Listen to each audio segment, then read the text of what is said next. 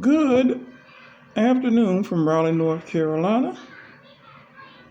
Um, like a number of you, I have a serious, XM radio subscription.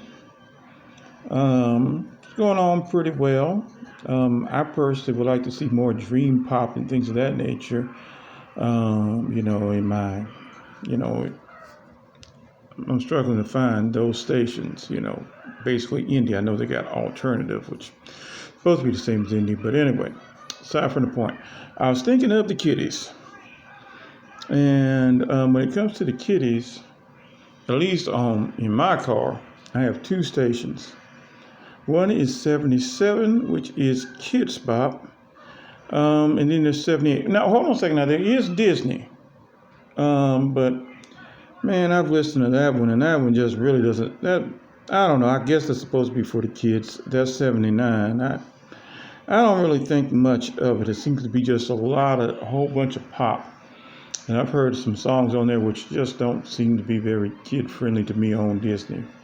But anyway, the two that I was really thinking of, so obviously I could give a care about the Disney Channel, which is kind of funny because I actually not long ago just went to Disney World. So, but the two that I really think of is 77, which is Kids Bop, and 78, which is Kids Place Live. Kids Bop, which is interesting because I'm a fan of, what is her name? Elise Eklund, is that her name? The lady that plays the ukulele. She tatted up a little bit. That's her business. But, I don't know. But anyway, still like the kid. Love her. I understand she got married, and congratulations to her for that. I don't doubt she'd even see this. But at any rate,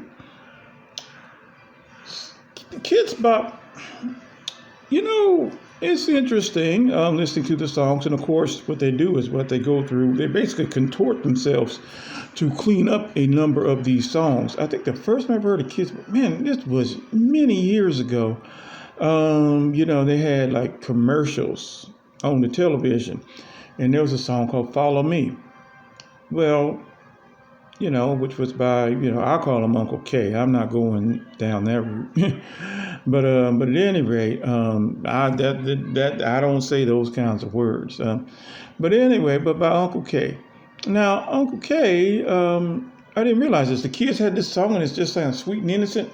And the next thing you know, I'm listening to the song because I was like, well, you know what? To me, it inspired me to basically buy. You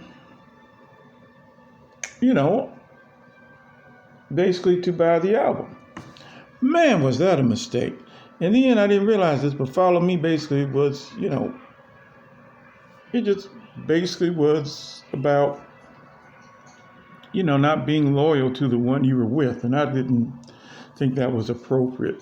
But they do a lot of contorting with these songs, I guess, to make them more appropriate.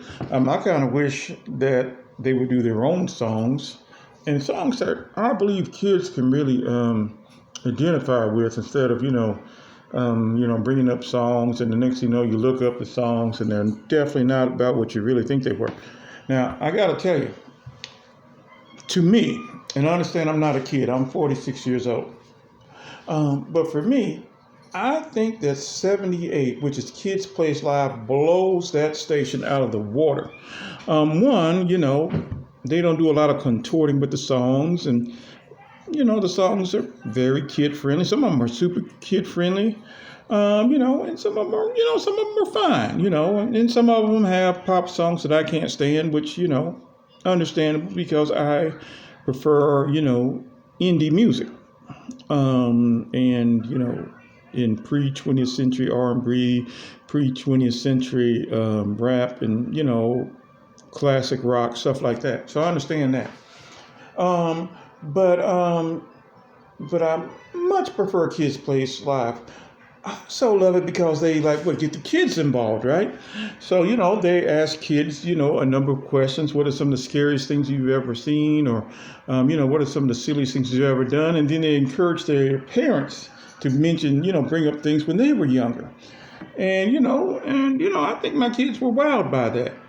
Um, they also have characters that I love. What's that one?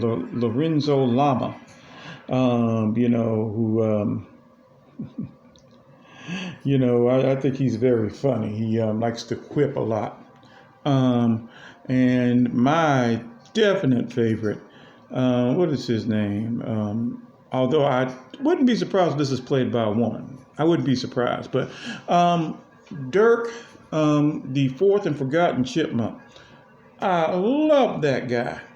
And apparently, Dirk, the fourth and forgotten chipmunk, also has kind of a British accent.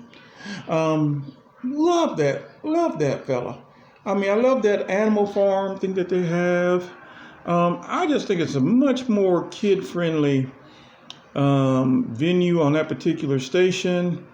I think it's much better done. And I really think it's more relevant to children.